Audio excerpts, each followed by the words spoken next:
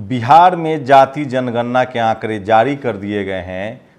अगर बिहार को मॉडल माने, उसी को आधार माने, तो इस देश में लगभग 22 करोड़ 150 करोड़ की आबादी अगर मान ले भारत की, तो 22 करोड़ जनरल कैटेगरी के लोग हैं, मतलब सवर्ण समाज के लोग हैं। वहीं सोचिए इस देश में बिहार के मॉडल के माने तो 63% आबादी ओबीसी की है और 20% आबादी शेड्यूल कास्ट की है, जबकि ये आंकड़ा बढ़ेगा क्योंकि बिहार में ट्राइबल कम है। तो एससी एसटी टोटल 21% है। इसका मतलब है कि जिन राज्यों में आदिवासी की संख्या बढ़ेगी वहाँ भी शेड्यूल कास्ट लगभग 20% है, मतलब 25% और उसको मान के चलिए। इसका मतलब है कि ये जो आंकड़ा जारी हुआ है उसमें भी कुछ लो फॉल्स है। दरअसल जो आंकड़ा जारी करने वाले, जो जनगणना में सबसे ज़्यादा जो टीचर कौन लोग हैं, मेरे घर पे भी आए थे जाति जनगणना करने। बाकायदा मेरे फादर ने मुझसे फ़ोन पर बात करवाई और मुझे उनको समझाना पड़ा। एक बड़ी गड़बड़ी भी हुई है, जिनके पास ज़मीन नहीं थी उनको लिख दिया कि ज़मीन है, ये अमीर लोग हैं। तो सोचिए इतनी गड़बड़ियों के बाद जिनके हाथ में कंट्रोल है, जो 22% 15% लोग इस देश के सिस्टम को चला रहे हैं, उनकी तमाम गड़बड़ियों के बावजूद भी जो आंकड़ा है वो चौंकाने वाला है। 1932 में 52% ओबीसी कहा गया था, अब वो 63% है बिहार के आंकड़ों के मुताबिक। और आप सोचिए कि 15% जनरल कैटेगरी के लोग हैं। अब उनकी संख्या आप सोचिए मलाई कौन खा रहा है। इसका मतलब है कि सिर्फ 15% लोगों का ये देश पर कब्जा है। और अगर सोचिए उनको 10% का आर्थिक आधार पर रिजर्वेशन भी है, मतलब 15% को 10% रिजर्वेशन और 63% को 27% रिजर्वेशन, वो भी लागू नहीं है। और उसमें भी बेईमानी, वो रिटेन में कम नंबर लाए तो इंटरव्यू में ज़्यादा मिलता है क्योंकि उनके लोग सिस्टम में बैठे हुए हैं। आप सोचिए इस देश में कौन मजदूर है, कौन देश को बना रहा है और कौन मलाई खा रहा है। नमस्कार, मैं शंभू कुमार सिंह और आप देख रहे हैं नेशनल दस्तक। 1932 के बाद पहली बार ऐसा हुआ है। आखिर वो तमाम सवर्ण प्रधानमंत्री, सवर्णों की सरकार है, चाहे कांग्रेस हो या बीजेपी, ये आंकड़े क्यों छुपाना चाहती थी? वो क्यों डर रहे थे? आज बिहार में दूध का दूध और पानी का पानी हो गया। शुक्रिया नीतीश कुमार और शुक्रिया तेजस्वी यादव, शुक्रिया लालू जी। आप न होते तो ये न होता, आपकी हिम्मत न होती तो ये न होता। लोग हाई कोर्ट गए, सुप्रीम कोर्ट गए, फिर हाई कोर्ट गए, फिर सुप्रीम कोर्ट गए। अब सोशल जस्टिस की लड़ाई इससे कैसे आगे बढ़ेगी? पहले तो मैं आंकड़ा आपको जारी बता दूं। सोचिए 63% ओबीसी है, जिसमें बिहार में पिछड़ा अति पिछड़ा दोनों बांट दिया गया, मतलब टोटल बैकवर्ड जो है वो 63% है। 20% एससी एसटी है, मतलब 19% से ज़्यादा शेड्यूल कास्ट हैं और 1% चूँकि बिहार में ट्राइबल नहीं है।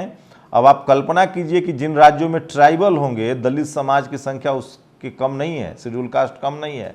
मतलब ये आंकड़ा कम से कम और राज्यों में अगर जाएगा तो 25% से ऊपर होगा। उनको मिल कितना रहा है? अगर ये आंकड़ा सही 16% शेड्यूल कास्ट को रिजर्वेशन है, वो भी हर राज्य में नहीं, ट्राइबल को 7.5% है, जबकि कायदे से उनकी संख्या लगभग 25% से ऊपर जाएगी। मतलब उनको 25%, 20% तो अकेले शेड्यूल कास्ट को रिजर्वेशन चाहिए, 5% शेड्यूल, 7% शेड्यूल ट्राइब को चाहिए और 19 सोचिए, और उसके बाद 15% सवर्ण है, जिनका इस देश के तमाम संस्थाओं पर कब्जा है। अब ये आंकड़ा तो जारी हो गया, अब डिपार्टमेंट वाइज आंकड़ा जारी होनी चाहिए कि सवर्ण कितने नौकरी में है, जनरल कैटेगरी के लोग कितने नौकरी में हैं, एससी कितने हैं, एसटी कितने, ओबीसी कितने हैं। कम से कम ये पहल भी बिहार सरकार को कर देनी चाहिए और सबसे पहले जाति जनगणना को लागू किया जाए न्यूज रूम में। न्यूज चैनलों में कितने सवर्ण हैं, कितने गैर सवर्ण हैं, एससी एसटी ओबीसी कितना है, सुप्रीम कोर्ट हाई कोर्ट में जज कितने हैं, बिजनेस में कौन है, मीडिया, जुडिशरी, पहले सरकारी संस्थाओं को लेते हैं और वो संस्थाएं जो पावर सेंटर्स हैं, मीडिया में आंकड़े जारी हो, सवर्ण गैर सवर्ण कितने हैं, ब्यूरोक्रेसी के आंकड़े जारी हो, हाई कोर्ट सुप्रीम कोर्ट के आंकड़े जारी हो, कॉलेज यूनिवर्सिटी में डॉक्टर, इंजीनियर, प्रोफेसर, अभी एक सर्वे आया है सेंट्रल यूनिवर्सिटी में 4% ओबीसी के लोग हैं। आप कल्पना कर सकते हैं इस देश में कौन मलाई खा रहा है और कौन इस देश का निर्माण कर रहा है। और इसमें भी सोचिए, जो जनरल कैटेगरी में अगर आप महाराष्ट्र जाएंगे तो मराठा जनरल में उनकी भागीदारी नहीं है, गुजरात जाएंगे पटेल हैं, उनकी भागीदारी नहीं है, हरियाणा में जाट समाज की भागीदारी नहीं है। तो ये समझना पड़ेगा कि सारा मलाई कौन खा रहा है। और बिहार ने तो और भी पोल खोल दी है। सोचिए, पूरे देश में जो सबसे खास बात है, मैं नहीं कह रहा हूं, अजीत अंजुम ने जो कहा है, मैं उन्हीं का ट्वीट बता रहा हूं, वो बड़ा जरूरी है। सोचिए, ब्राह्मण समाज की संख्या 3.67% है बिहार में, राजपूत समाज की संख्या 3.45% है और भूमिहार समाज 2.89% है, कास्ट 0.6% है। अब पता चले कि राजपूत समाज कहाँ है, भूमिहार समाज की कितनी भागीदारी और ब्राह्मण समाज की कितनी भागीदारी है। मतलब 15% जो सवर्ण समाज है उसमें सबसे ज़्यादा कौन है, किस डिपार्टमेंट में मलाई खा रहा है, ये भी बात पता चल जाएगा। तब पता चल जाएगा कि राजपूत, भूमिहार, ब्राह्मणों में जो 15% है उनमें सबसे ज्यादा मलाई कौन खा रहा है। तो ये जो समझाया जाता था कि रिजर्वेशन ने आपका हक मार लिया, आप सब कुछ दूध का दूध और पानी का पानी हो जाएगा, तो सोचिए कि 63% ओबीसी है, 19% शेड्यूल कास्ट, शेड्यूल ट्राइब मिला देंगे तो लगभग 20% है, जनरल 15% है। ये बिहार का कास्ट सेंसस है, 13 करोड़ आबादी है, लगभग यही पूरे देश का आंकड़ा होगा। लेकिन सवाल है कि कास्ट सेंसस का तो आंकड़ा जारी हो गया, क्या बिहार सरकार वो ऐतिहासिक फैसले करेगी और इसके आधार पर ही रिजर्वेशन देना शुरू करेगी? क्योंकि वहां अभी 10 लाख नौकरियां पेंडिंग में हैं, लगभग 5 लाख वैकेंसी तेजस्वी यादव निकाल चुके हैं, 5 लाख है। तो क्यों नहीं ये ऐतिहासिक फैसला आप वहीं से कर लेते हैं? इस देश के SC ST OBC को ये मौका दीजिए और उनको संख्या के आधार पर, जिसकी जितनी संख्या भारी उसकी उतनी हिस्सेदारी, ये अमल होना चाहिए बिहार सरकार। और अब कोर्ट क्या कहेगी? क्या सुप्रीम कोर्ट मॉडल मानेगी बिहार के आंकड़ों को? क्योंकि मध्य प्रदेश में ओबीसी को 27% रिजर्वेशन नहीं है, छत्तीसगढ़ में नहीं है, झारखंड में नहीं है, राजस्थान में नहीं है। आप जैसी कोर्ट जाते थे, कोर्ट कहता था कि आंकड़ा कहाँ है, जनगणना करवाओ। ये कांग्रेस बीजेपी जनगणना ही नहीं होने देती थी। 2024 का सबसे बड़ा चुनाव होगा, मुद्दा होगा जाति की जनगणना। और जब जाति की बात होती है तो सुन लीजिए कान खोलकर। सोचिए, इस देश में गाय, भैंस, बैल, पेड़ सब गिना जाता है। बीजेपी कांग्रेस को धर्म गिनना भी सूट करता है, क्योंकि उनको धर्म की राजनीति सूट करती है। लेकिन सोचिए, आज एक सवर्ण पत्रकार है, वो लिख रहा है कि इसमें कितने धर्म के कौन से लोग हैं। इनको नहीं पता है कि आप सिख धर्म के भी हो सकते हैं, आप हिंदू भी हो सकते हैं, आप क्रिश्चियन भी हो सकते हैं, ईसाई भी हो सकते हैं, इस्लाम मानने वाले भी हो सकते हैं। लेकिन उनका संवैधानिक अधिकार SC ST OBC के रूप में संविधान में सुरक्षित है और वो लेने की बारी है। आप समझिए कि धर्म के नाम पर आपको उलझा के और आपका खाना खाया जा रहा है। आप सोचिए कि आपके घर में 5 आदमी हैं और आपको मिल रही है 2 रोटी, और एक के घर में 1 आदमी है और उसको मिल रहा है 95 रोटी। अब बताइए वो आदमी क्या करेगा? 95 रोटी बर्बाद कर देगा, लेकिन वो 5 को नहीं देगा। यही है जाति जनगणना। उस पर से बेईमानी अलग। मैं आज एक आंकड़ा देख रहा था, SC ST OBC के बच्चे इतने प्रतिकूल परिस्थितियों में भी UPSC में रिटेन में सबसे ज़्यादा नंबर लाते हैं। 300 का वाइवा है, उनको 195 से ज़्यादा देते ही नहीं है। जैसे मैं एक एग्जाम्पल देता हूँ PhD के दाखिले का, किस तरह की बेईमानी होती है। 70 नंबर का रिटेन होता था, 30 नंबर का वाइवा। अगर आप SC ST OBC हैं, चाहे किसी धर्म के हों, SC ST OBC हैं, और आपने 70 में 68 नंबर स्कोर किया, 68, तो भी वो आपको वाइवा में देंगे। अगर आपने 68 किया है तो 1 नंबर देंगे। आपका कितना हुआ? 69। और वही कोई सवर्ण है और उसने स्कोर 50 भी किया है तो उसको दे देंगे वो मान लीजिए 60 किया है, 50 किया है, 60 किया तो उसको दे देंगे 25 नंबर। तो 60 और 25 कितना हो गया? 70, 80, 5, 85। 50 भी किया है तो भी उसको दे देंगे 28 नंबर। 50 मतलब 60, 70 और 78। इस तरह की बेईमानी होती है, इस तरह का भेदभाव है इस देश में। और इस देश में कैंसर का इलाज बुखार का दवा देकर नहीं कर सकते हैं। भारत में शोषण धर्म के नाम पर नहीं हुआ है। भारत में शोषण अपने ही धर्म के लोगों ने अपने ही धर्म के लोगों को जाति के आधार पर शोषण किया है। इसलिए इस बीमारी का इलाज है जाति जनगणना, कास्ट सेंसस। और अब तो दूध का दूध और पानी का पानी हो गया है। 63% ओबीसी है। मिला जुला के इस देश में यही रेशियो रहने वाला है। 65% तक ओबीसी जाएंगे। एससी एसटी 25% से ज्यादा उनकी संख्या होगी।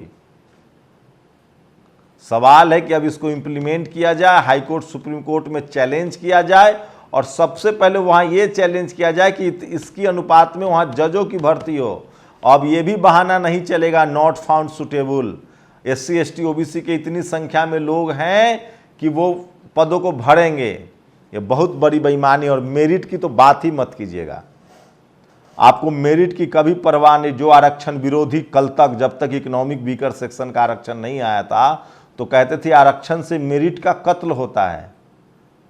अरे मेरिट का कत्ल होता तो तुम इकोनॉमिक वीकर सेक्शन आरक्षण का भी विरोध करते और कहते कि इससे मेरिट का कत्ल होगा। नहीं, आप एससी एसटी ओबीसी के आरक्षण के खिलाफ थे।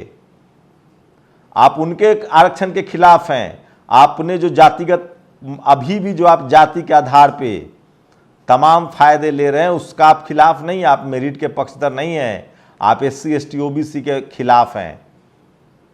और अब तो सोचिए कि 15% जनरल कैटेगरी को 10% रिजर्वेशन मिला हुआ है इकोनॉमिक। बताइए, इसका मतलब है कि 5% और बढ़ा दीजिए, 15% इनको दे दिया जाए और बाकी 85% में 85% लोगों को आरक्षण कर दिया जाए। जिसकी जितनी संख्या है उतना उसको आरक्षण दे दिया जाए। नहीं तो सोचिए, इस देश में 5 करोड़ नौकरियां हैं सरकारी, सारे मिला जुला के। इन खुद सवर्णों की आबादी 22 करोड़ होती है। कहां दूसरा आ पाएगा? इनकी लाइन ही अलग से आगे से शुरू होती है। इनके पास 2000 साल का विरासत है। पढ़ाई लिखाई बिजनेस सिस्टम में इनके लोग बैठे हैं। कहां कंप्लीट कर पाएगा 85% आदमी? उसके बाद भी बेईमानी होती है हिम्मत तो करवाइए, इंटरव्यू खत्म कीजिए, नहीं तो इंटरव्यू का वीडियोग्राफी करवाइए। एससी एसटी ओबीसी के लोगों को इंटरव्यू पैनल में डालिए। बेईमानी कैसे होती है? आपकी जाति जान जाएंगे, एससी एसटी ओबीसी हैं तो कहेंगे कि मेरे मामा जी का नाम बताओ, और अगर आप उनकी जाति के हैं तो कहेंगे कि तुम अपने मामा जी का नाम बताओ। थोड़ा सा और ईमानदारी से बेईमानी करेंगे तो कहेंगे कि ऐसा करो, एससी एसटी ओबीसी हो तो चेकोस्लोवाकिया का स्पेलिंग बताओ अंग्रेजी में, और अगर अपने जात वाले हो तो भारत का, न तो नेपाल का, न तो कनाडा का भी नहीं पूछेंगे। कनाडा में पता नहीं के बोल दे, सी से होता है। इस तरह की बेईमानी होती है। भारत किसानों का देश नहीं है, किसी कृषि प्रधान देश नहीं है, जाति प्रधान देश है। और जाति प्रधान देश में जातिवाद का इलाज जाति जनगणना है, कास्ट सेंसस है। और जब तक जिसकी संख्या भारी उसकी उतनी हिस्सेदारी नहीं होगी, तब तक लोगों को अधिकार नहीं मिलेगा। फिलहाल पहला इलाज है ये, बुखार नाप लिया गया है, बीमारी पता चल गई है, अब दवाई भी शुरू होनी चाहिए। और 2024 में एससी एसटी ओबीसी के लोग एकजुट होकर इस देश में सरकार बनाए और इस कैंसर का इलाज करें। लालू यादव ने जो तमाम ट्वीट किया वो सब एक एक ट्वीट करके मैं पढ़ के बताऊंगा लोगों ने क्या प्रतिक्रिया दी है। बिहार सरकार ने जाति के आंकड़े बाहर कर दिया है, आंकड़े साफ है। ओबीसी 63%, एससी एसटी 21.5%, ब्राह्मण कायस्थ भूमिहार ठाकुर भूमिहार 15.5%। मतलब साफ है, ऐसे आंकड़े हर राज्य में मिलेंगे, लेकिन संसाधन और भूमि पर 15% का कब्जा है। कब्जा हटाने का वक्त आ गया है। मंडल बनाम कमंडल जंग का ऐलान होना चाहिए। ये ट्वीट है आईपी सिंह, समाजवादी पार्टी के प्रवक्ता हैं। बिहार में जातिवार आंकड़ा जारी, पिछड़ा 63, एससी एसटी 21%, सामान्य 16%। देखिए ये आदमी सामान्य का है तो 5% बढ़ा दिया, 15.5 को 16 कर दिया, लेकिन SC ST 21.5 है तो उसको 21 कर दिया। ये होता है जाति।